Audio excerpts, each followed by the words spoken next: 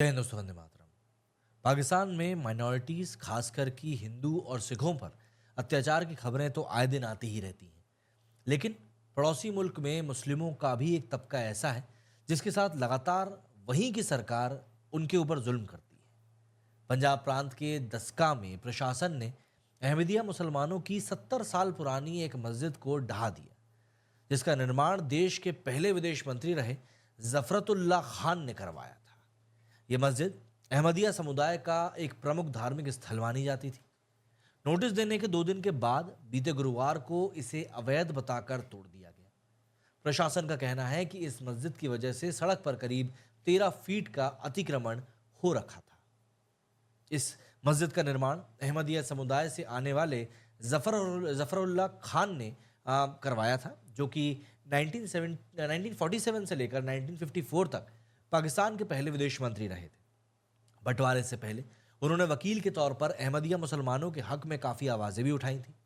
साथ ही कई सारे ऐतिहासिक फैसलों में उनकी अहम भूमिका रही थी। इस मस्जिद का निर्माण उन्होंने अपने पैतृक शहर दसका के सियालकोट में करवाया था, जो कि 1947 में पाकिस्तान की आज़ादी से पहले से स्थापित थी।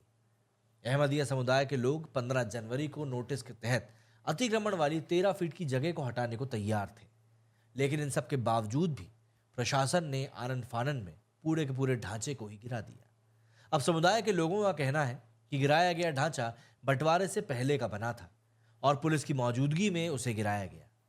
उन्होंने बताया कि रात के वक्त मस्जिद और आसपास के इलाके की बिजली काट दी गई और ढांचे को गिराने का काम उसके बाद किया गया। दरअसल डॉन के मुताबिक पाकिस्तान में अहमदिया मुसलमानों के उत्पीड़न का ये सबसे ताज़ा मामला है। इससे पहले साल 2024 के दौरान सिर्फ पंजाब प्रांत में ही अहमदियों के 20 से भी ज़्यादा धार्मिक स्थलों को निशाना बनाकर गिराया जा चुका है। समुदाय के लोगों ने इसके ऊपर काफ़ी निराशा भी जाहिर करते हुए आरोप लगाए थे कि सरकार चरमपंथी लोगों से हमारी हिफाजत करने की बजाय अहमदिया मस्जिदों को लगातार निशाने पर बनाकर तोड़ रही है।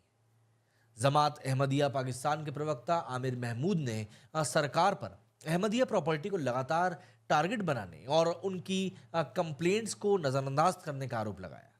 उन्होंने दावा किया कि पाकिस्तान की आज़ादी से पहले जफरुल्ला खान के परिवार की ओर से बनवाई गई इस मस्जिद के मूल ढांचे में कोई बदलाव या विस्तार नहीं किया गया था। ऐसे में अतिक्रमण का तो कोई सवाल ही खड़ा नहीं होता।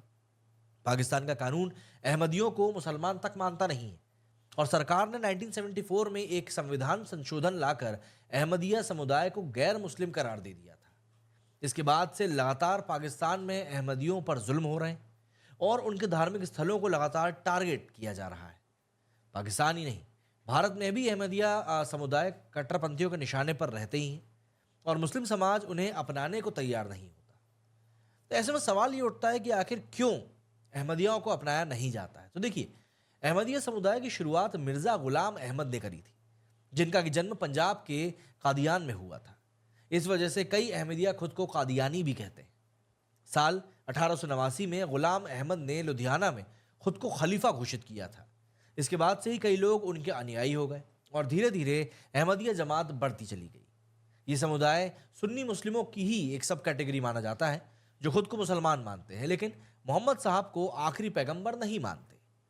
समुदाय मिर्ज़ा गुलाम अहमद को अपना गुरु मानते हैं और इस बात में यकीन रखता है कि वही मोहम्मद के बाद उनके नबी या मैसेंजर रहे। दुनिया में इस्लाम को मानने वाले मुसलमान मोहम्मद को ही आखिरी पैगंबर मानते हैं। यही बात अहमदियों को बाकी मुसलमानों से अलग बनाती है। पाकिस्तान के मुस्लिम तो इन्हें काफिर तक मानते हैं। इसके अलावा और भी कई मुस्लिम देशों में अहमदियों को मुसलमानों का दर्जा नहीं दिया जाता है।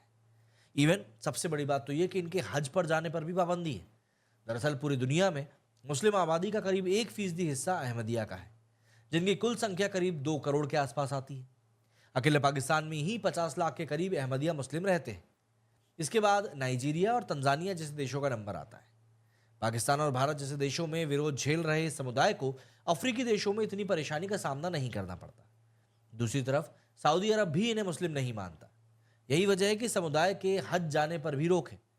अगर कोई अहमदी हज के इरादे से सऊदी जाता भी है तो वहां से फिर उसको वापस भेज दिया जाता है। अपने अपने धर्म के अपने अपने कानून होते हैं। आप लोग मुझे बताइए कि आपका इसके बारे में क्या कुछ सोचना है कि और क्या कुछ आपका कहना है इसके ऊपर। कमेंट सेक्शन आपके लिए खुला हुआ है। अगर आपको मेरा वीडियो पसंद आया तो मेरे चैनल को सब्सक्राइब, अगर आप फेसबुक पे देख रहे हैं तो फॉलो ज़रूर कीजिएगा। मेरी इस वीडियो में फिलहाल इतना ही। जय हिंद, जय भारत।